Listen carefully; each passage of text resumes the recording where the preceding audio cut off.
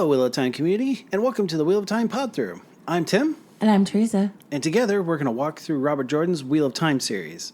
How are you doing today, Teresa?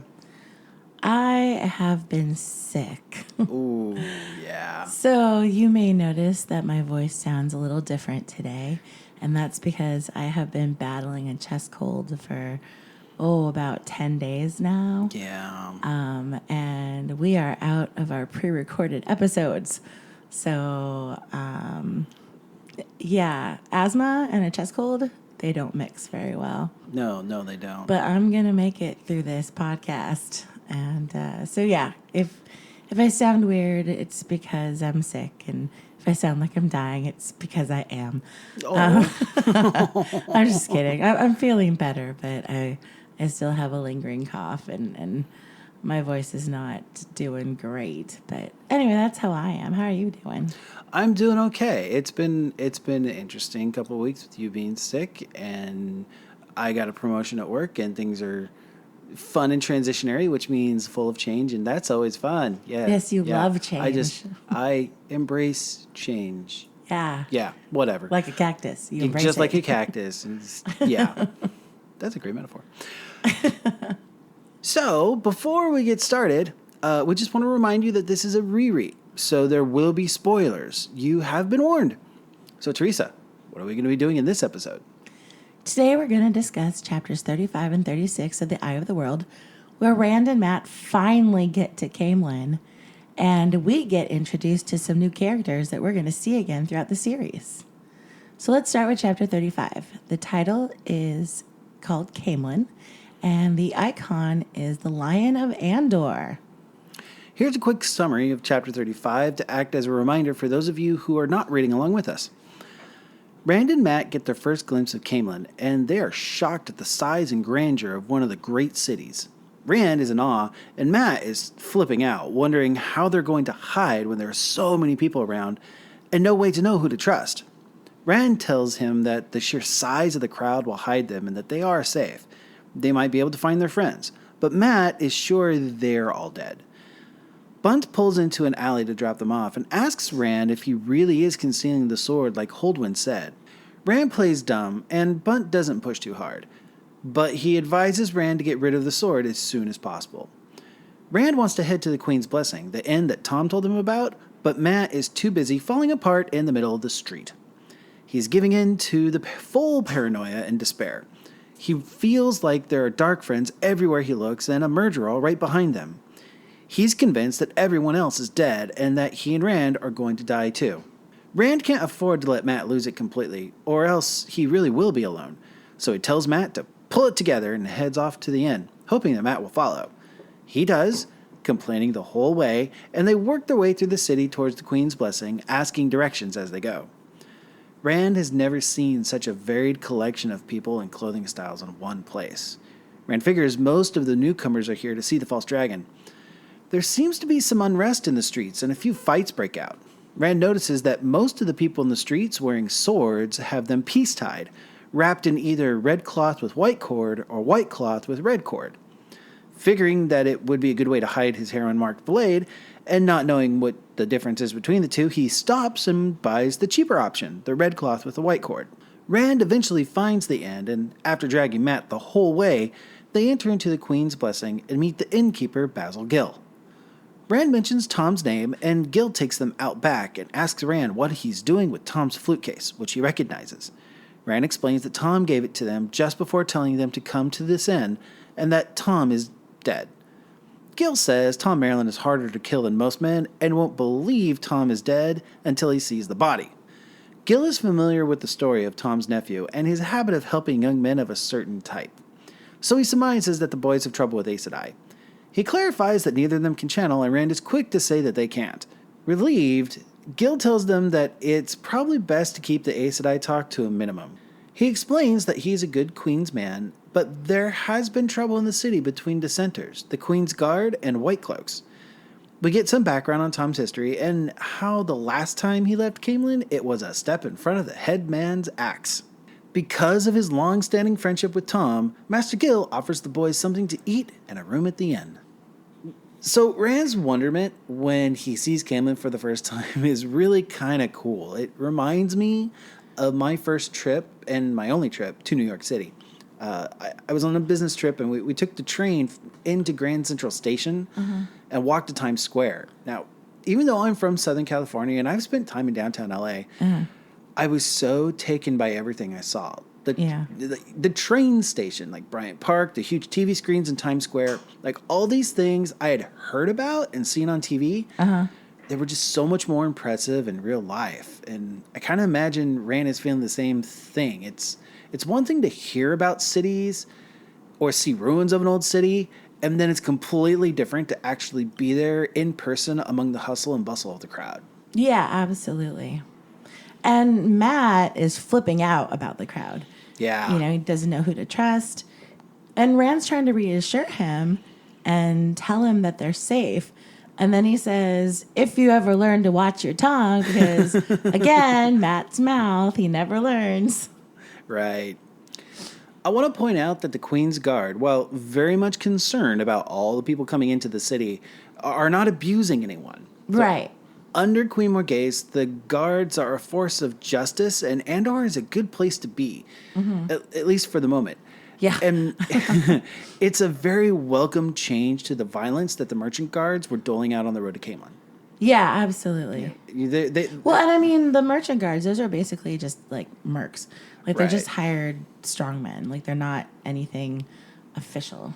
But there seems to be like a sense of like good and just and right in Caemlyn at this point. Yeah, absolutely. So, absolutely. Yeah. And this is where I want to slap Matt in the face. Like, It's a bit harsh, but okay. Like seriously, it's like that scene in an airplane. Just want to get hold of yourself. From here until we meet up with Moraine again, Matt is just insufferable.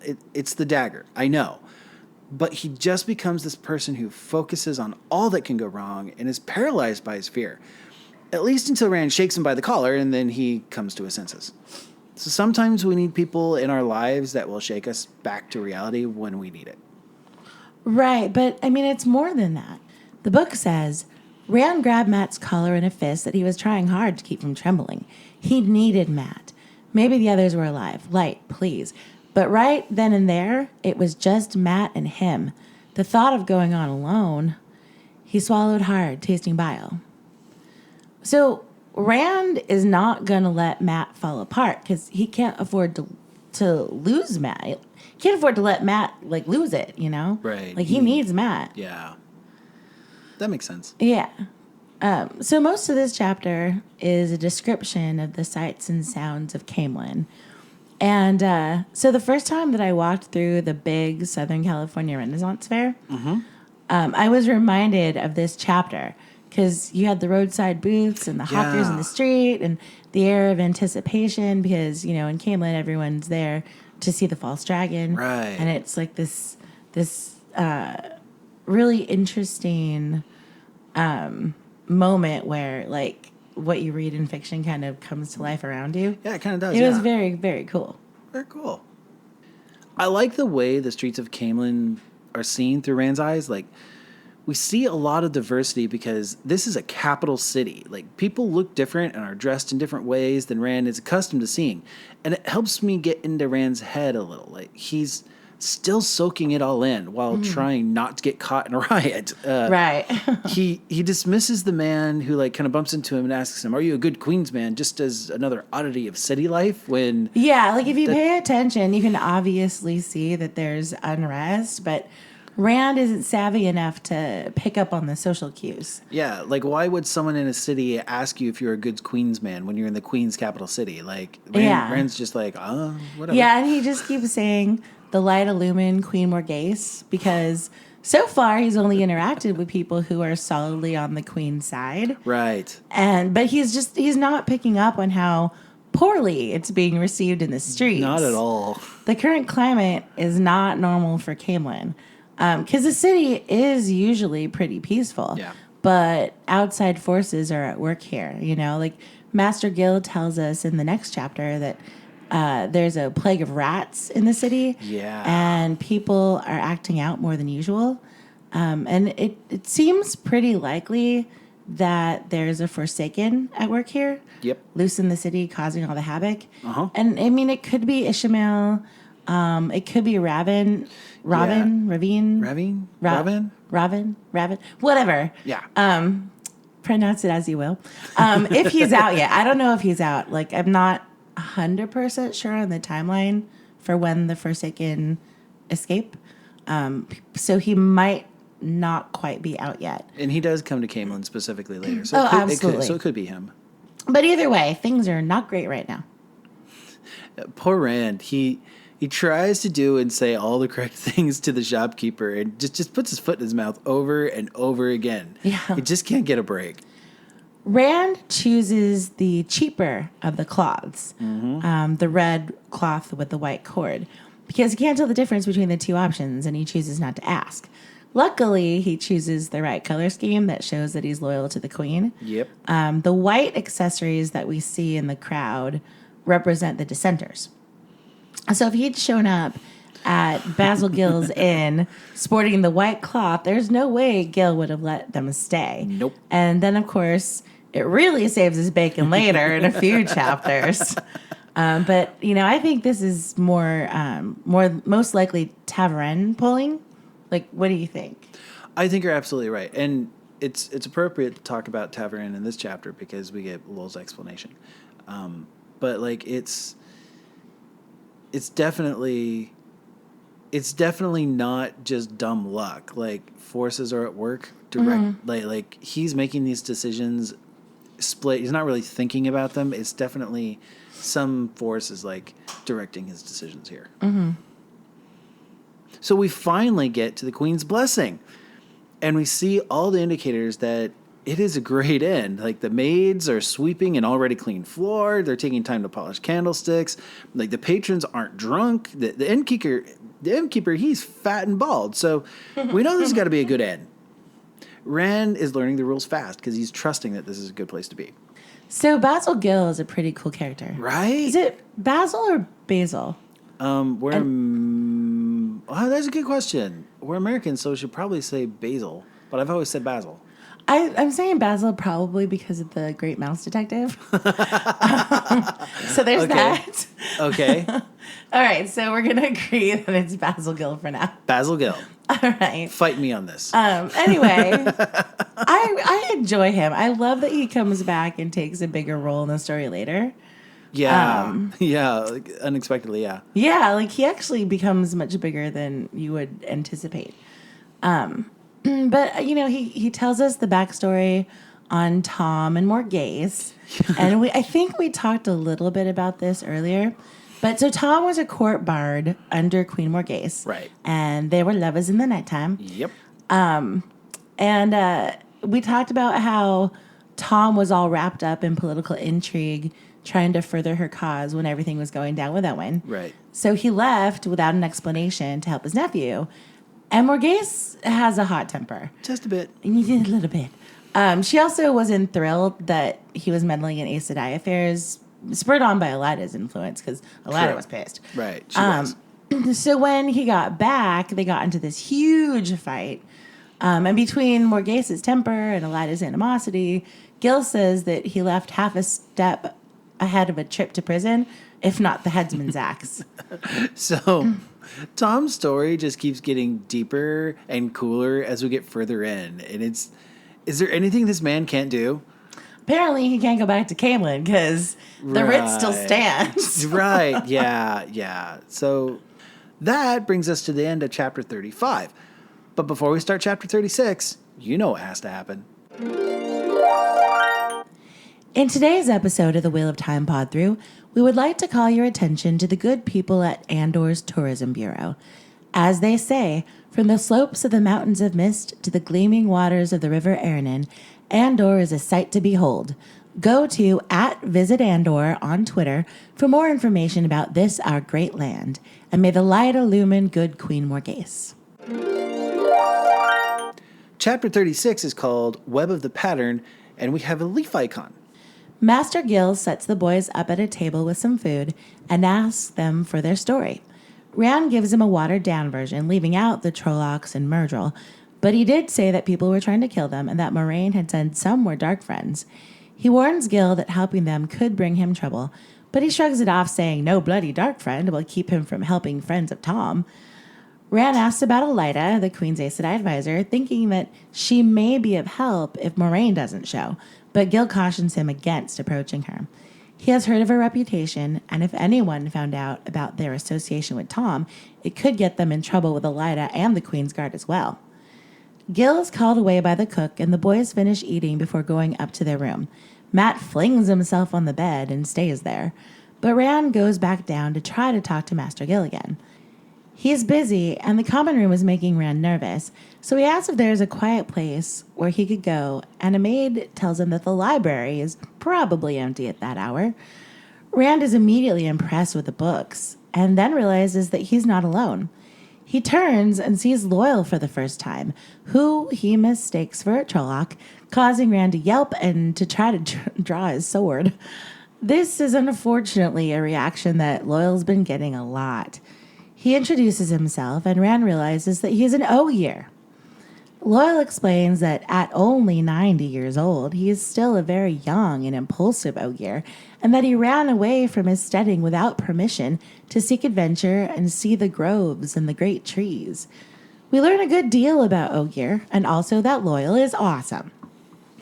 He mistakes Rand for an Ailman, and the mix-up is confusing for both of them. They talk a little more, and Rand finds himself opening up to Loial and telling him the whole story up to this point. Loial introduces Rand to the concept of Taveren and explains a little about how the Wheel of Time weaves the pattern of the ages. Loial decides that he wants to travel with Rand because he can practically see the pattern shaping itself around him. And at first, Rand wants to agree, but then thinks better of it and decides that it would be too dangerous. But he does agree to keep coming to talk to Loial while he's still in Caemlyn.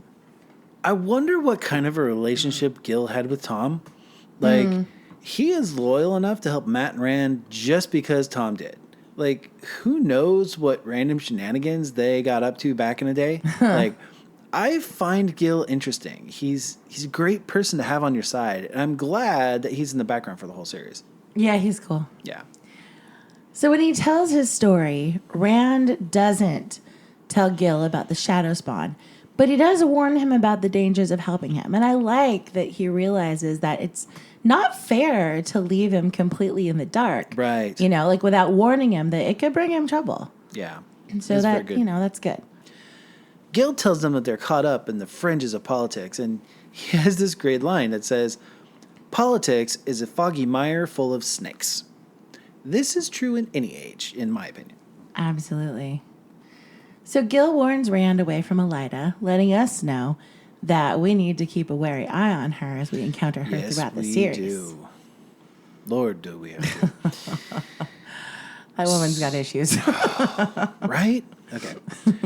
So they go up to their room, and on the one hand, it sucks that Matt is now drawn in by the dagger, and he just plants himself on the bed and has given up. On the other hand, now we really don't have to put up with him very much until Moraine can take action later on. So True. Yay? Yeah, Matt has basically given in to despair here. His brain is being eaten up by the evil of the dagger, and he's no longer really Matt. Yeah. Rand doesn't know what to do anymore, so he just leaves him and goes back down to the common room. He's like, all right, I'm out. All right, well, you're safe here. Bye. Yeah, exactly. We finally made it. You're not going anywhere. Nothing's going to get you. I'm done. I need a break. I'm going to go get myself some cereal and move on. I don't know where that came from. So Rand is directed to the library by one of the maids, where we encounter Loial for the first time. Yay! Loial is one of the most loved characters in the series. I love Loial. He's just awesome. But he scares the crap out of Rand because... This is the first Ogier Rand has ever encountered, and Rand thinks he's a Trolloc at first because he's so big and he's got these ears and he looks. Yeah, it makes sense. He's not a human. He's definitely different. So Rand immediately thinks Trolloc. Poor Loial, and I love that he's all like, "I wish you humans wouldn't do that." He's so polite. I know, right? His first day in Caemlyn, a literal torch-wielding mob chased him through the city, crying Trolloc. And then his response was just, I'm afraid I was almost beginning to get a little upset. Loial's the best. I love Loial. He is magic. Basically. We find out that Loial is a bit of a scholar, and he is on a sort of walkabout to visit all the cities that he's read about. I realized this time around that Nynaeve and Loial share something in common. Oh. Nynaeve left Emmonsfield while the village council was trying to decide what to do about the missing teenagers. Loial left the steading while the elders were discussing what to do about Loial himself, who is basically a teenager in the Ogier timeline. Neither of them wanted to wait to see what the outcome was and took it on themselves to just do it. Very hasty behavior. That's true. I wouldn't have thought of that. So, yes, at 90 years old, Loial is still a very young Ogier. Yeah. Since the Ogier lived so long, they're a wealth of knowledge and history, and this is very convenient for Jordan to get his exposition in. Yes. So Loial's a chatterbox, and he likes to go on and on and on about pretty much every subject. So whenever we need exposition, it's Loial's job to provide it from here on out. Right. Yeah. When Rand asks Loial if he was interested in seeing the Ogier-built cities, Loial kind of shrugs it off. He says that stoneworking was just something we learned during the breaking. It's a fine thing, I suppose, but it's not a true thing. Try as you will, and we have read that Ogier who built those cities truly did try. You cannot make stone live. Mm-hmm. I love the connection the Ogier have with living things. They see growing a grove of trees as an act of creation and life and art, and it's just beautiful. Yeah, and they're serious about their trees. Like, oh, they are. It takes a lot to get Loial angry, but disrespecting the trees is a surefire way of doing it. Yes. And then, so Loial assumes that Rand is an ale, and they have a confusing little moment going back and forth. And we see also a couple of chapters later that Gowan's going to make the same mistake. Mm-hmm. These are here to clue us in on Rand's true heritage. This doesn't really pay off at all until we get to the Dragon Reborn. At least. But the seeds do get planted here in the very beginning. Right, yeah. So Loial tells us about how the Wheel of Time weaves the pattern of the ages and about Ta'veren. Yeah. And we sort of talked about this a little bit, but not in any great depth. So we should probably talk about it now. Okay. So here's what Loial says, and I'm just going to quote the book. The Wheel of Time weaves the pattern of ages, and the threads it uses are lives. It is not fixed, the pattern, not always. If a man tries to change the direction of his life, and the pattern has room for it, the wheel just weaves on and takes it in. There is always room for small changes, but sometimes the pattern simply won't accept a big change, no matter how you try. And also, but sometimes the change chooses you, or the wheel chooses it for you. And sometimes the wheel bends a life thread, or several threads, in such a way that all the surrounding threads are forced to swirl around it. And those force other threads, and those still others, and on and on. That first bending to make the web, that is Ta'veren. And there is nothing you can do to change it, not until the pattern itself changes. The web can last for weeks or for years. It can take in a town or even the whole pattern. Arthur Hawkwing was Ta'veren, so was Luztherne Kinslayer, for that matter, I suppose. So when we say things like it's Ta'veren pulling, or the pattern demanded it or supplied it, this is what we're talking about. All three boys are Ta'veren, especially Rand. And as they go through the world, the pattern swirls around them, causing all sorts of crazy stuff to happen. And this is a really big theme in the third book. Yeah. But really it's scattered all throughout the series. Yeah, I really love the concept of Ta'veren because it just, I know it's not anything new. There's other philosophies out in the world that are very much like it. But when I encountered it in the Wheel of Time, it was kind of the first time I really thought of life as I'd been brought up in a very fundamental home with like predestination, all this other stuff, and Yeah, things like that. But that's absolutely. But I never had another way of explaining it outside of that like conservative Christian mindset. Yeah, like the idea that the pattern is supplying what it needs. Right. That idea that there is some sort of greater force working, whether you want to attribute it to God or whatever. Right. Just some sort of power outside of us screw up humans that's causing balance and causing things to work out. Like that's supplying what it needs so that we eventually get to a resolution. It's a good concept. And it's a nice blend between that free will versus predestination kind of stance. Like it's a nice middle ground-ish because because the pattern, you can flux within the greater pattern, but you can't change like the whole thing. right. So that You can change your thread, but not necessarily the whole pattern. right. And sometimes your thread infects others too, but there's a limited amount of movement, but everything still has to go according to the weave. So Yeah. it's just a really great metaphor for explaining things. Yeah, I mean, I don't know that that's necessarily how real life works, but it works for the fictional world for Yes, sure. it does. Absolutely. And that ends chapter 35 and 36 of The Eye of the World. Join us next week. I made it. Woo. Yes, you did. Absolutely. Sorry. No apology needed. Join us next week that we're going to be discussing chapters 37 and 38, where we catch up with the rest of our main characters and we see what's happening with Egwene and Perrin in the hands of the White Cloaks. Boo. We hope that you enjoyed this episode of the Wheel of Time Pod-Thru. We'll see you again next week. Make sure that you rate and subscribe to us on iTunes or wherever you get your podcasts. Maybe leave us a positive review. It really does help us out. You can tweet us at Pod-Thru or email us at wadpodthru@gmail.com and tell us your thoughts on anything we covered today. We got some really great comments and stuff coming from people. Keep them coming, please. That's WOTPODTHRU@gmail.com. And definitely go check out @VisitAndor on Twitter. We really like what those guys are doing over there. It's really fun and creative. That's why we wanted to shout them out. So give them a visit. Give them a like. I don't tweet. Do you like things on Twitter? Yeah, you like and you follow them. Yes. Yeah. Yes. Yeah. Tim's the people person. I just do all the stuff in the background. Anyway, thanks everybody. We hope the wheel weaves you in our direction again soon.